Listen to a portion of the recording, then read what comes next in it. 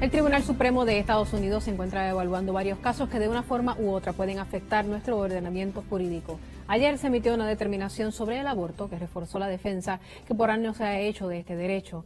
Para conocer más detalles del impacto de la isla de las decisiones del Tribunal Supremo de Estados Unidos, me acompaña el licenciado José Enrico Valenzuela, ex procurador general auxiliar de Puerto Rico. Buenas noches y gracias por estar con nosotros. Buenas noches al público televidente. ¿Qué es lo que se determina por el Tribunal Supremo en cuanto al derecho al aborto? Bueno, el caso se titula Whole Woman's versus Texas, se decidió en el día de ayer, el cual en cierta medida reafirma lo que ya se había decidido en Planned Parenthood versus Casey y en cierta medida también aclara lo que fue decidido también en Roe versus Wade.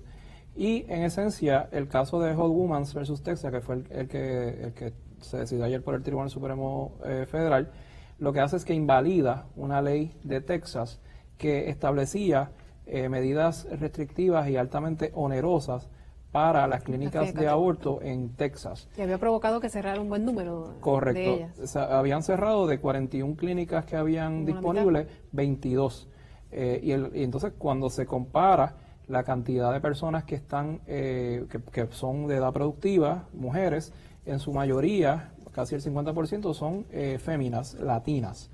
Y esto pues obviamente tenía un efecto adverso de discriminar indirectamente al sector latino que vive o reside en el estado de Texas. En un momento dado como que se planteó quizás hasta que Roe versus Wade podía ser revertido, pero esta determinación es todo lo contrario. Correcto. Y entonces los dos requisitos que establecían que eran altamente onerosos es que tenía que estar un hospital con centro quirúrgico a menos de 30 millas del área donde estaba la clínica ubicada.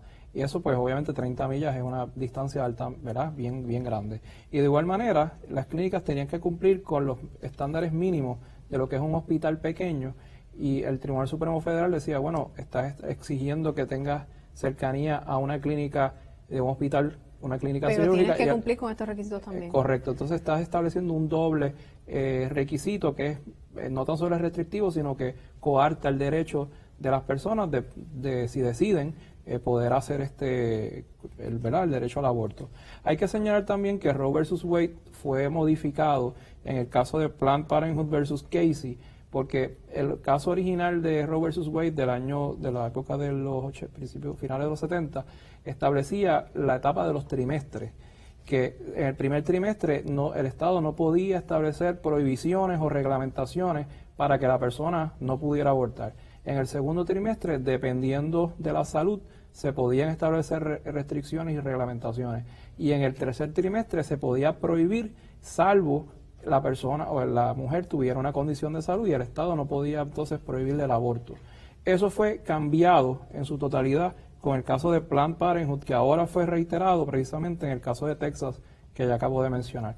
Porque lo que establece el Supremo es, en vez de establecer los trimestres que ya estaban establecidos en Roe versus Wade, lo único que establece es que el Estado no puede establecer condiciones restrictivas para que la mujer tenga su derecho o pueda ejercer su derecho al aborto.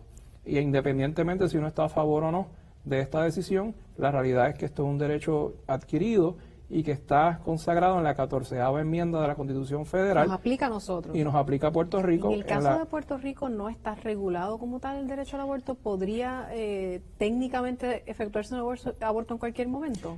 En Puerto Rico está reglamentado similar y consono a lo que dice Roe versus Wade, que cuando hay situaciones que ya son fue de revertido, salud, como nos acaba de explicar. Correcto, sí. Y realmente aquí no ha habido esa controversia tan grande que haya llegado al Supremo local. Y como organismo lo haya planteado. Porque no se han establecido condiciones prohibitivas por parte del Estado Libre Asociado, pero si en algún momento el gobierno local estableciera algún tipo de condición restrictiva, pues en efecto el caso tendría que ser revertido a tenor. O tendría que hacerse a tenor, ¿verdad?, con estas determinaciones del derecho al aborto del Tribunal Supremo de Estados Unidos. Así es.